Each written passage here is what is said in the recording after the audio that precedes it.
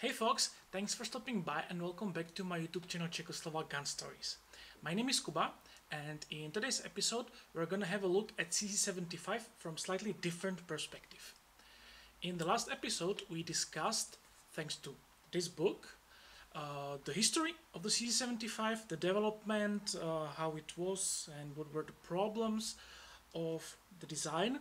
And in today's episode I would like to address the safety features of the CZ75 from the very beginning up until the mid 1990s. So let's start with the very early prototype of the CZ75. We can have a look at the picture again. That's the one with a single stack magazine and single action trigger. And that prototype had a feature that we call half cock. That's a safety issue which prevents the hammer to hit the firing pin when dropped or something. So it's a very, as you can tell, very important safety feature. And the initial CZ75 pistol had that feature. However, it was very interesting with this one. The safety notch on the hammer was with the very first prototypes of the pistol.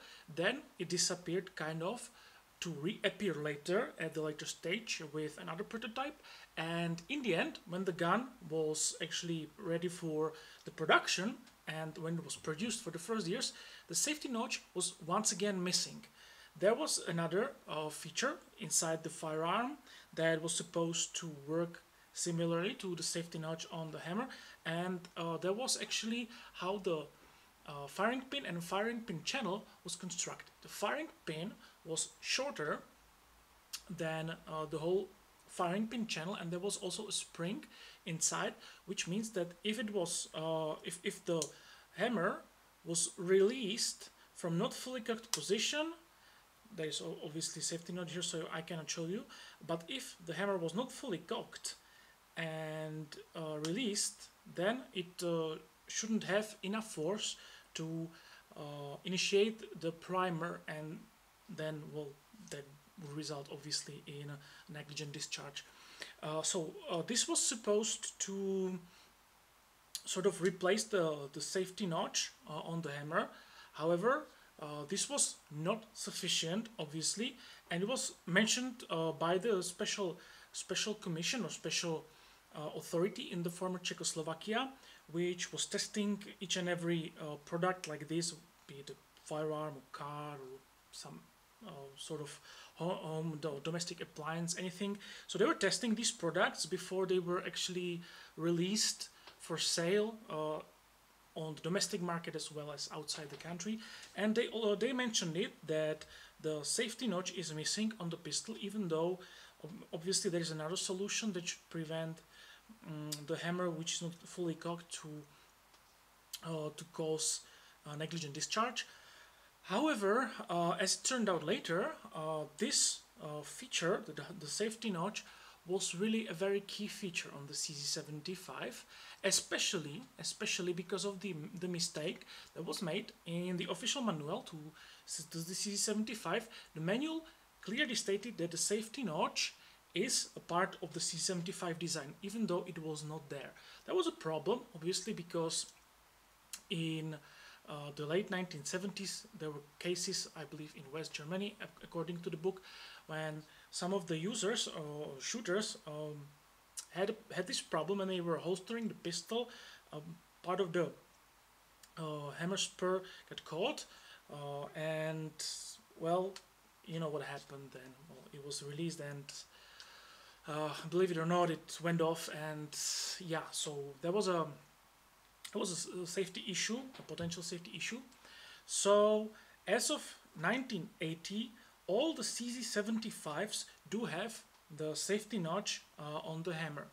Now, how do you find out if you happen to have some earlier CZ75 than 1980 and onwards? So if you have any older CZ75, how do you find out if your weapon does have the safety notch? Just by looking at it, right?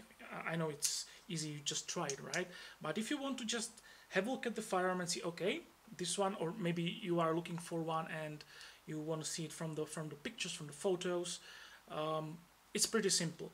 The hammer, which does not have a safety notch, this hammer is thicker than the hammer that is using the safety notch or the half cock, which has the half cock feature, right? So if the hammer's width is 8 millimeters, then that means this is the older version of the hammer without the safety notch.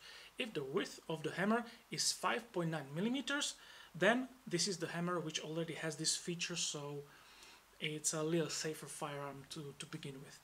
As per the information I have, only 16,000 CZ75s were made with the old type of hammer, so without the safety notch. However, we also know that Česká zbrojovka realized that this was not a very smart feature, not to include the safety notch to the firearm. So they actually released sort of a manual for gunsmiths, and so they were able to refit the older versions of the CZ75 with the new hammer. So many pistols that were affected by this safety issue were then retrofitted with the new type of hammer, so it's pretty unclear how many CZ75s are owned by private owners which may have the hammer without the safety notch. So as of 1980, all the CZ75s should have the more narrow hammer with the safety notch. However, there were more safety updates to the pistol. One of the most obvious one, though, is the firing pin safety. If you own the CZ75, the good old all-steel CZ75, you most probably own the CZ75B. And that's the version with the firing pin safety. The B stands for blokace. And so there is an element that blocks the firing pin if the trigger is not fully depressed. So this feature was introduced in the very early 1990s. Actually, I believe it was January 1990, when the firing pin safety was included into the CZ75s. However, it was actually not into all the CZ75, so still you can have a post 1990 CZ75 without the firing pin safety, so what we call a pre-B model. How is that possible? Because it was actually a new feature, and still there were some pistols that were made from the older parts. So obviously, if you wanted at that time, at the very beginning of 1990s, if you wanted the version with the firing pin safety, you had to order it as such. The different situation was with the CZ75 compact versions, which were all having this feature because they were meant to be primarily carried, or they were meant to be used as a service gun. So the stress on the safety of the firearm was much more important there than it is with the ordinary CZ75s. Many of them were used for like sport shooting and special combat disciplines. They were very favored for that. And even this CZ75, this is my tactical sport, doesn't have the firing pin safety because it makes the trigger much better. Because the trigger bar doesn't have to struggle with a spring that actually unblocks the firing pin, which makes the trigger pull more smoother and also lighter. So yeah, that was the case. However, as of 1995 approximately, all the CZ75s, including full-size models, were actually sold as B models with firing pin safety. So now let's discuss why this feature was introduced to the CZ75. What inspired Česká zbrojovka to add this feature to the gun, apart obviously from making it more drop safe than just simply with the half-cocked feature. So in 1980s, the first half of 1980s, another version of CZ75 was introduced. It was called CC85. It was the ambidextrous, almost fully ambidextrous version of the CZ75, and this gun actually took part in at the very initial stage of the trials that were supposed to replace 1911 pistols in the service of the US Army. That's right, CZ75, or its ambidextrous sister CZ85, took part in those trials. Obviously at the just very beginning stage, because obviously this was the gun that was made in communist Czechoslovakia, which was under influence of your arch enemy, Soviet Union, so why would you adopt a gun like this no matter how good it was? But Česká zbrojovka cooperated with a certain Canadian company which worked as a middleman, and they sent the gun to trials instead of Česká zbrojovka. And the gun was very shortly tested, and the result was that they found out this gun is just as accurate, just as reliable from actually all perspective. It's just equal to all the other firearms that were taking part in the trials.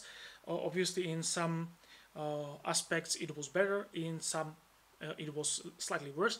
The one thing they, however, mentioned was the drop safety issue, right? So only with the half cock they didn't think the gun is drop safe enough, which obviously I understand. And so this result actually led Česká zbrojovka to introduce one more safety element inside the mechanism of the pistol, and it would be the firing pin safety. So let's then move to 1995. We have the CZ75, which has the half cock feature, it has the manual safety, and it has the firing pin safety. Is there anything else you could do about the safety of the firearm? Well, obviously it is. If it was supposed to be a carry gun, carrying cocked and locked was becoming a little too obsolete, and so the market wanted something else, and that was, you're right, decocker. František Kocký had a certain opinion on that, and the opinion was that he would start appreciating the decocker in the moment when the first firearms designer will load his weapon, put the gun against his head, and decock it. Right, so he really didn't believe all that much into decockers, as obvious. Well, I have to say I disagree with him on that. I love decockers, and I think this is the best way to carry a gun, especially if you carry appendix, so you can just simply load the round in a chamber, decock it, and rely on the first long double action trigger pull as a sort of a safety, which should prevent you from shooting yourself into other areas where you don't want to be shot unless you want to become a woman or corpse, maybe. The decocker had one very interesting feature, very actually safe feature. When you had the gun loaded with a round in the chamber, the hammer was cocked, and you wanted to decock it, you actually push the decocking lever, and you didn't decock it completely, which means that it would hit the firing pin, thus only relying on the firing pin safety working, which may not be for some reason working. The spring can break, whatever. So the CZ75 actually only allows you to decock the hammer to the half cock position. So that means that it will never go into the contact with the firing pin if you decock it manually with the decocking lever. So yeah, it's one of the reasons why it's very, very popular for concealed carry, not only in the Czech Republic but across the world, because it became very, very safe firearm to carry with a round in the chamber. And if it's paired with a very, very nice double action trigger pull, which doesn't cause all that inaccurate first shot, as it used to with firearms that have a very, very stiff double action, it's an ideal weapon for self-defense and concealed carry. After all, CZ75 D Compact, the PCR version, is actually a standard firearm of the Czech police, and the polymer framed CZ75, the full-size CZ75 known as CZ75 Phantom with decocker, once again, is in service with the Czech army. So it seems to be a very, very good solution, which found many fans all across the world, including me, obviously. Anyway, guys, so that's it on the safety features and improvements on the original CZ75. In the next video, we'll probably have a look at the differences in frames, slides, and the different versions of CZ75 that were introduced over the years. So stick around, thank you for watching me, and if you like the video, please hit the thumbs up button. Also subscribe to my channel if you haven't done so already, And should you have some questions, remarks, or if you just want to help me with algorithms, please use the comment section. I'll be waiting there for you. So thank you, and until next time.